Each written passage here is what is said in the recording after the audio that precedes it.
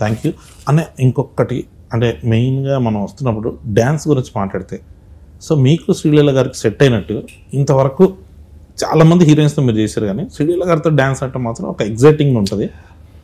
అంటే తను super dancer, అది అందరికీ ప్రత్యేకంగా చెప్పక్కర్లేదు. అసలు యాక్చువల్లీ ఇంకొక మేజర్ డాన్స్ నెంబర్ రిలీజ్ చేయాలి, అది రిలీజ్ దగ్గరలో రిలీజ్ చేద్దామని అది హోల్డ్ చేసి సాంగ్ అవ్వాలని కోరుకుంటున్నా.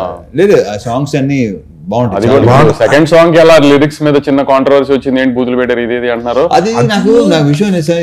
నేను అన్నప్పుడు చాలా మంది సార్ వాళ్ళు ఆ లాస్ట్ ది వదిలేసి ఫస్ట్ ది మాత్రమే తీసుకుంటున్నారు కొంతమంది, అందరూ కాదు. సార్ అది చాలా బాగుంది. ఇప్పుడు రాయలసీమ బ్యాచ్ ఉంది అనుకోండి సార్, డిస్ట్రిబ్యూటర్ కానీ ఎక్స్పర్ట్ కానీ పాట అద్దరిపోయింది సార్.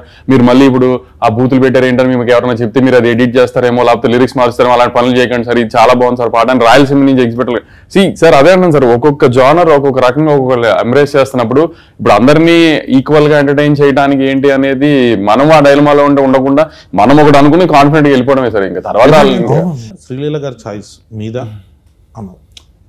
మామూలుగా అనుకున్నాం, దానికి ఏమి వేరే ఆప్షన్ పెట్టుకుని లీలా ముందు నుంచి లీలానే అనుకున్నాం. లీలా ఇంకోటి ఏంటంటే ఆ క్యారెక్టర్ కి కంపల్సరీ తెలుగు స్పీకింగ్ ఫన్ కూడా చేయాలి. ఎందుకంటే డబ్బింగ్ లో ఆ ఫన్ పోద్ది, డెఫినెట్ గా రాదు అది. సో తెలుగు అమ్మాయి పైగా శ్రీకాకుళం స్లాంగ్ నేను ఎక్స్పెక్ట్ చేయలేదు. చాలా బాగా చేసలా, చాలా బాగా చెప్పి చాలా బాగుంది. అండ్ ఇప్పుడు దాకా చూసిన లీలాకి ఈ లీలాకి డెఫినెట్గా తేడా ఉంటుంది. నేను ట్రైలర్ చూడడం జరిగింది, అంటే ఇప్పటికి ఇంకా రిలీజ్ అయినది. ట్రైలర్లో మాత్రం అసలు ఆ క్లైమాక్స్ షార్ట్స్ అవన్నీ వచ్చాయి కదన్నా, బ్లాక్ షర్ట్ వేసుకొని యాక్షన్ ఎపిసోడ్స్ అందరు కొట్టేసినట్టున్నారు. వెంకట్ మాస్టర్ కదా, మొత్తం వెంకట్ పృథ్వీ మీరు డాకు మహారాజు వెంకట్ గారే దీంట్లోనూ వెంకట్ గారు వెంకట్ చాలా వాళ్ళిద్దరూ ఆల్రెడీ ఎస్టాబ్లిష్డ్ టెక్నీషియన్, పృథ్వీ ఏమో అప్కమింగ్ టెక్నీషియన్. ఇద్దరు సూపర్ టెక్నీషియన్స్. స్టైల్ ఉంటుంది, పృథ్వీలో స్టైల్ ఉంటుంది, వెంకట్లో స్టైల్తో పాటు మాస్ ఉంటుంది. దీని మీద ఇంకో క్లారిఫికేషన్ ఏమన్నా, నేను కొన్ని సాంగ్స్ ఉంటాయి దాంట్లో నిజంగానే పచ్చి బూతులు ఉంటాయి. వాటి గురించి ఎవడో పట్టించు స్మూత్ గా చెప్తారో అది పచ్చి బూతులు ఉంటాయి. కొన్ని సాంగ్స్ ఉన్నాయి, బట్ ఐ డోంట్ రిఫర్ వాటి గురించి మహాన్ తెలుసుకోలేదు. డెఫినెట్ గా అమ్మని అక్కని అని గాలి మొక్కిపోతా అది వదిలేస్తున్నారు. ఏమిటండి ఆ సాహిత్యం ఏంటండి అనుకున్న కొంతమంది ఉంటారు, వాళ్ళు అలా అనుకుంటూ ఉంటారు. రేపు థియేటర్ చూస్తారుగా ఆ సాంగ్. లాస్ట్ సాంగ్ లో కూడా ఎటకారమే చేసాం, ఫుల్ ఎటకారమే. ఇప్పుడు దానికి కూడా కాంట్రవర్సీ, దానికి కూడా తిడతారు, కానీ దాంట్లో కూడా ఎటకారమే చేసాం. అది last song commercial song, mass mass beat, dance number, set number, లీలాను రవితేజ గారు ఎరగదీసేసి డాన్స్. అది తర్వాత రిలీజ్ దగ్గర రిలీజ్ చేద్దాం, అది కూడా కాంట్రవర్షియల్ లిరిక్సే. మళ్ళీ కాంట్రవర్షియల్ కాదు, కాకపోతే ఏంటో ఎలా ఉంది అంటారు. ఏదైనా కొత్తగా ఉంటే ఫస్ట్ ఒక చిన్న టెన్షన్ వస్తుంది.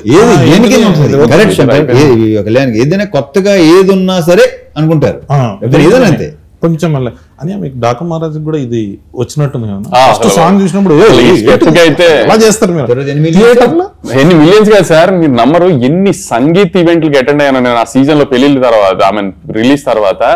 చాలా మంది ఫ్యామిలీ లేడీస్ డాన్సులు చేస్తారు, చేస్తున్నారు. దానికి ముందు మాత్రం మనం అసలు మీకు ఏంటి, మీకు అసలు ఇది ఉమెన్ ఎంపవర్మెంట్, ఇది ఏంటిరా నాయన అక్కడ ఏం జరిగిందని. ఇప్పుడు ఉరోషిరావుతల గారికి తెలియకుండా ఏమి చేయలేదు కదా, కానీ తర్వాత మొత్తం అందరూ ఎంజాయ్ చేసి పిచ్చిగా. మరి ఇప్పుడు ఎవరిని ఏమంటానికి ఏముంది మనం. ఇంకోటి ఇలాంటి దానికి సందీప్ వంగ మాట్లాడారు అనమాట. ఈ సెక్షన్ ఉంటుంది కదా, ఇది ఒక 20 మాక్సిమం 100 మంది కంటే ఎక్కువ ఉంటారు. మనం అనవసరంగా వాళ్ళని సీరియస్గా తీసుకుంటాం, వాళ్ళని పట్టించుకోకపోతే హ్యాపీగా ఉంటాం. కరెక్ట్ అన్న. మీకు కుర్చీ మడత పెట్టి కూడా వచ్చింది మహేష్ బాబు గారి పాట ఏంటి, ఆడెవడో తాతను బెడ్ ఏంటంటే ఇప్పటికే యూట్యూబ్ లో ఎంత చెప్పారు తెలుసా. ఒక త్రివిక్రమ్ శ్రీనివాస్ మహేష్ బాబు సినిమా పాటలు ఇలా ఏంటి, ఇదేంటి, అదే ఎంతమంది ఉంటారు. అది తర్వాత ఏమైంది. మాస్ జాతర గురించి వస్తే ఇప్పటి వరకు ఎక్కువ మంది కొత్త డైరెక్టర్లు ఇంట్రడ్యూస్ చేసింది మీరే. అవునా? మొత్తం ఒక స్టార్ హీరో ఇంతమంది కొత్త డైరెక్టర్. అంటే ఇప్పుడు మనం లెక్క పెట్టుకుంటే చిరంజీవి గారితో చేస్తున్నాం, బాబీ గారి దగ్గర నుంచి మన గోపిచంద్ మల్లిన్ గారు కావచ్చు, మన హరీష్ శంకర్ గారు కావచ్చు, నాగార్జున గారు కూడా వస్తారు. ఆయన కూడా నాగార్జున మన జనరేషన్లో మీరుగా. ఇప్పుడు భాను కథ ఓకే చేశారు మీరు. భాను రైటర్గా ఫేమస్, సామజవర్గం డైలాగ్స్ ఇవన్నీ కుమ్మేస్తారు. డైరెక్టర్గా భానులో ఆ కథ చెప్పినప్పుడు మీకు నచ్చింది ఏంటి? అంటే కథ మాత్రం ప్రాపర్ కమర్షియల్ ప్యాకేజ్ ప్రాపర్గా చెప్పాడు, అది నాకు బాగా నచ్చింది. ఇక మిగతా అతను ఎలా చేయాలి, ఏ సీన్ ఎలా చేయాలి చెప్పాడు, నాకు క్లియర్గా చెప్పాడు. సో అప్పుడు ఏంటంటే ఛాన్స్ తీసుకోవటమే. ఇప్పుడు చాలామంది కథ చాలా బాగా చెప్తారు, సినిమా ఎగ్జిక్యూషన్ అసలు టోటల్ ఫెయిల్ అవుతారు. కొంతమంది కథ చాలా దరిద్రంగా చెప్తారు కానీ ఎగ్జిక్యూషన్ చాలా బాగుంటుంది. బాను ఏంటంటే ఎలా చేయాలి, ఏ ఎపిసోడ్లో ఎలా చేయాలి, బేసిక్ నాకు ఎపిసోడ్లు బాగా నచ్చినాయి. సూపర్. సెకండ్ హాఫ్లో కంటెంట్ కానీ ఓపెనింగ్ కానీ ఆ క్యాటరీ అండ్ ఈ తాత మనోడు అన్నీ ఉన్నాయి దాంట్లో, ఎంటర్టైన్మెంటు, మంచి సాంగ్స్ అన్నీ ఉన్నాయి. సో బేసిక్గా తను క్లియర్గా ఉన్నాడు. సో ఛాన్స్ తీసుకున్నాం. I hope, I wish. Yes, మీరు చేసేటప్పుడు నేను ఇది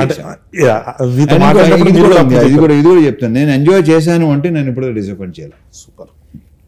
లేదన్నా, మాస్ జాతర మీద హై ఎక్స్పెక్టేషన్స్ రావడానికి ఫస్ట్ రిలీజ్ అయిన పోస్టర్ తర్వాత సాంగ్, మీరు ఇడియట్లో టాప్ సాంగ్ అది, మొత్తం జనాలందరూ పాడేసుకొని, ఇప్పుడు రవితేజ గారిది మేము ఏదైనా చూపించాలి ఇమిటేషన్ అని అంటే ఫస్ట్ ఆ సాంగ్ ఎత్తుకుంటాం. ఆ ట్యూన్ని పట్టుకురావాలన్నది భీమ్స్ గారి ఐడియానా, మీ ఐడియానా, డైరెక్టర్ గారి ఐడియా? అది నాకు తెలిసి భీమ్స్దే ఐడియా. అది ఫస్ట్ ఈ ట్యూన్ చెప్పాడు, అప్పటికే ట్యూన్ చెప్పాడు, దీంట్లో ఇది కలిపితే చాలా బాగుంటుంది, తందే మొత్తం తందే. సూపర్. అండ్ ఇప్పుడు రేపు ఆడియో విన్నారు కదా, రేపు థియేటర్లో అది ఇంకోలాగా ఉంటుందని నేను నమ్ముతున్నాను.